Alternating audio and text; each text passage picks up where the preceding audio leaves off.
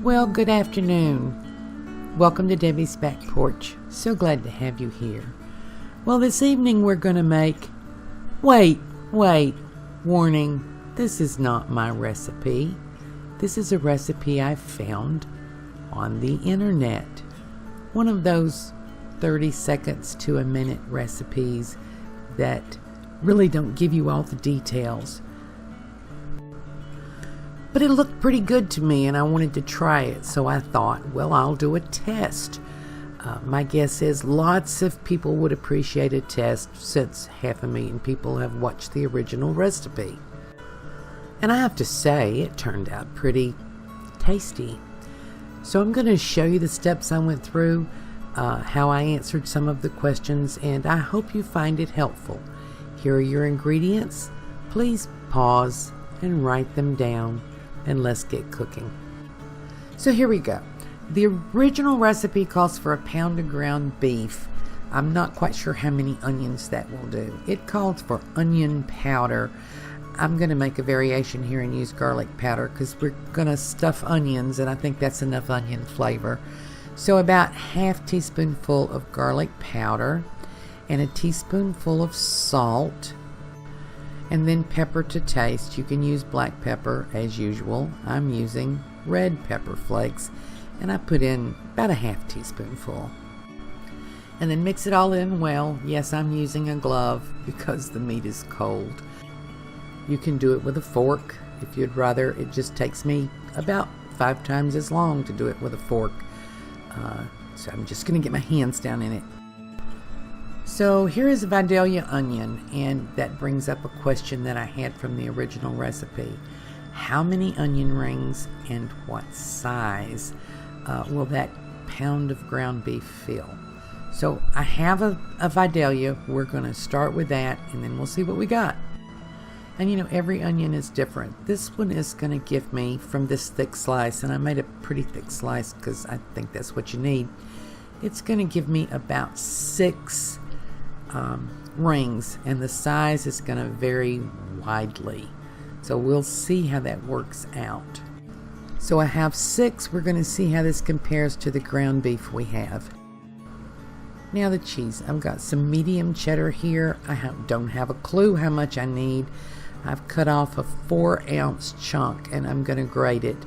And you know, this cheese is kind of soft, and so it's going to crumble, and that's okay. I just want to get it in small enough pieces to stuff the onion ring burgers. There you go. I think that's small enough. This is just my estimate of how much cheese I need, and we'll see how that works out.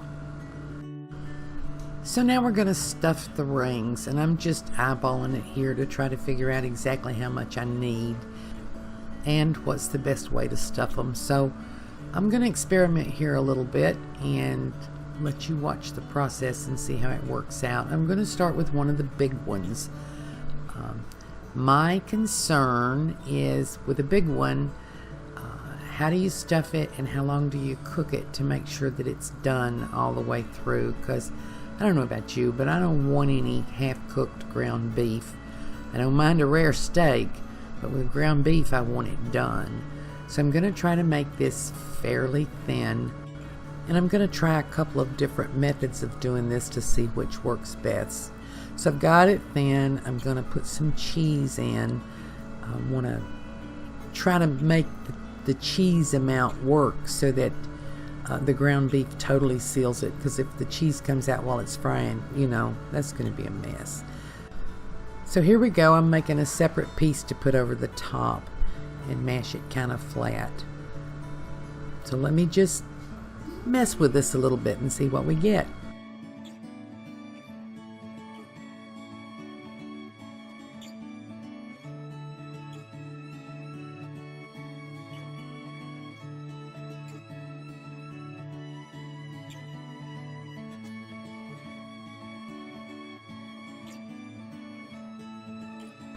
I'm going to press it down inside the ring, which may not be the right way to do it, but that seems right to me, so that we get a good seal.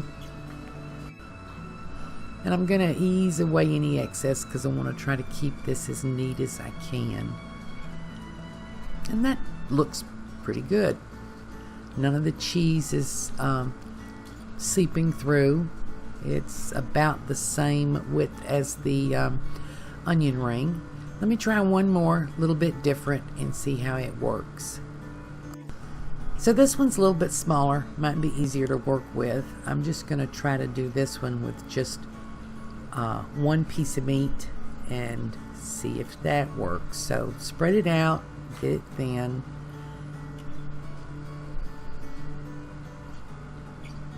Make a little bowl in there. And then I'm going to put the cheese down in the bowl.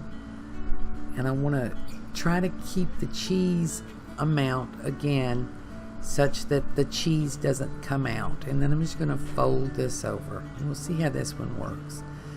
And this is much quicker, but I have to tell you, the cheese is a little harder to manage doing it this way.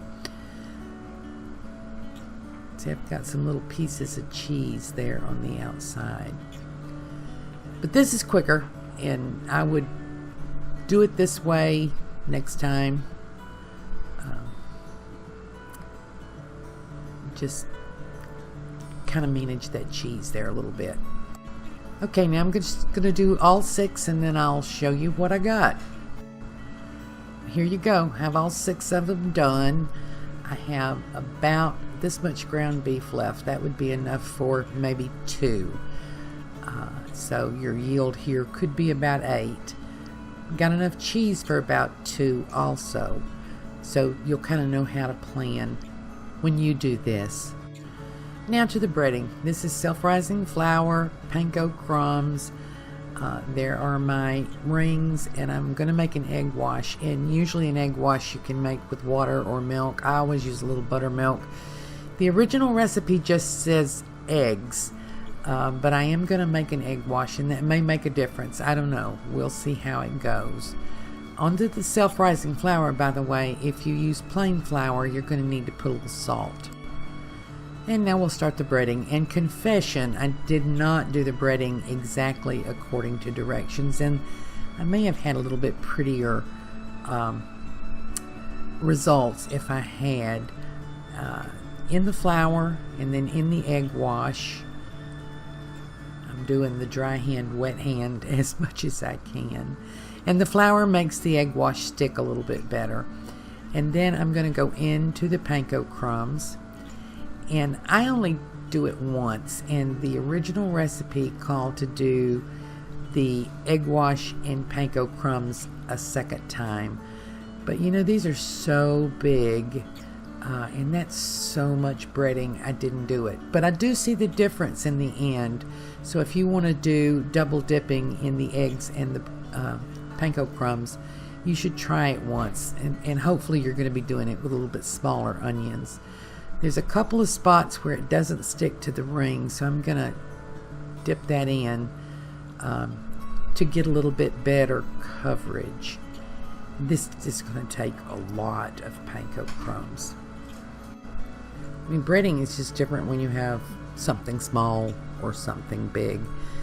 And a big lesson I learned in this test is just use the small to medium onion rings. And I'll show you here, I've done one just a little bit smaller, and I get a whole lot better coverage. See, the panko is all around and makes a seal, so small rings are better. So let's fry them. See, I'm checking the oil. I dropped in a crumb. It's floating. It's turning brown. It didn't just smoke right up. So my oil's at about the right temperature. I'm going to fish that out, because if I don't, then it leaves a little brown crumb there and people get all upset. So we're going to put these in now that our oil is hot enough.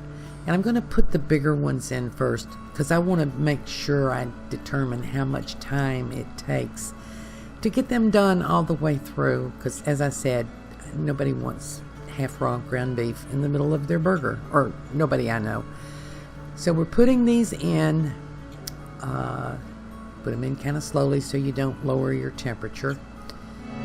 And I'm going to add one of the smaller ones And then we're going to follow the rules of frying, which we always follow. Put them in, leave them alone until you start getting browning on the bottom. Now, I'm not doing the deep frying, which they did in the original recipe. That takes an awful lot of oil. But if you have a deep fryer and you want to do that, go ahead. I'm going to tell you the oil at the end of this is pretty used. So we're getting our browning on the bottom, and even though it looked like my panko breading was sealed, looks like it's coming loose a little bit, but I don't think that's going to matter. Let's give these a turn. And I've showed you this before, spatula and a fork. It's pretty brown on the bottom, and my concern is these big ones won't get done all the way through, so I'm going to flip them, and then I'm going to turn the heat down a little bit, cook them a little bit slower so we don't burn the breading, but we get the ground beef done all the way through.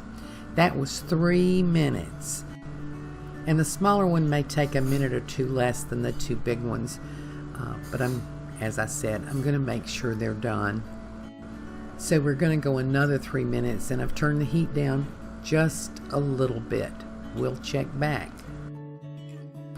So it's been another 3 minutes, and they're pretty brown, but they look really good. I can never tell what you can tell on the video.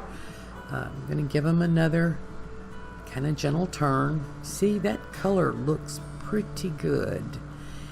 And I'm going to let these two bigger ones go another 3 minutes. That'll be 9 minutes total. And then I'll show you at the end whether or not they're done all the way through. I'm kind of afraid to stick a fork in them to test them, because then the cheese will probably run out. So we're just going to go with what we've got and check them at the end and see if it worked. So I'm taking the smaller one out, and that looks pretty good. I'm thinking I'm glad that I tried this. Going to go ahead and drop a couple of the smaller ones in, and I think probably they will be done in like 6 to 7 minutes, but we're going a full 9 minutes on the big ones. So I'm going to take these big ones up, and my gut says they're done, and we're just going to give it a shot and see. But look at these, they don't look exactly like the picture in the original little short video, but they look pretty darn good. They look well, let me plate them up, and I'll show you how they look, and I'll find out how they taste. And this does make a pretty plate. I've got some of my homemade ketchup, some garden fresh tomatoes. Looks pretty good. Pickles. Looks pretty tasty, and even though mine don't look exactly like the ones in the original video, I'm thinking it's a success if they're done in the middle. So let's check this out. And yes, they're done in the middle. I kind of wish I had a little bit more cheese. I'll make sure I get a little more cheese in there next time. But that looks right good to me. What do you think? Let's give it a taste. And I think this is supposed to be finger food, but we're going to try it with a fork, because I think these are a little bigger than the original plan called for, but it's pretty darn tasty. I want to get some cheese in this bite. And I love good cheese. Don't buy shredded cheese. Shred you some good cheese. Well, I hope that this was helpful to you. I hope that you decide to try these, because these are very good. And they're a little bit more trouble than just a regular cheeseburger. But if you make these the smaller version, I really think you want to make the smaller version. They would make great finger food. They would make great appetizers. You should try it. So if you like this video and you want me to do more tests of recipes, give us a thumbs up and subscribe.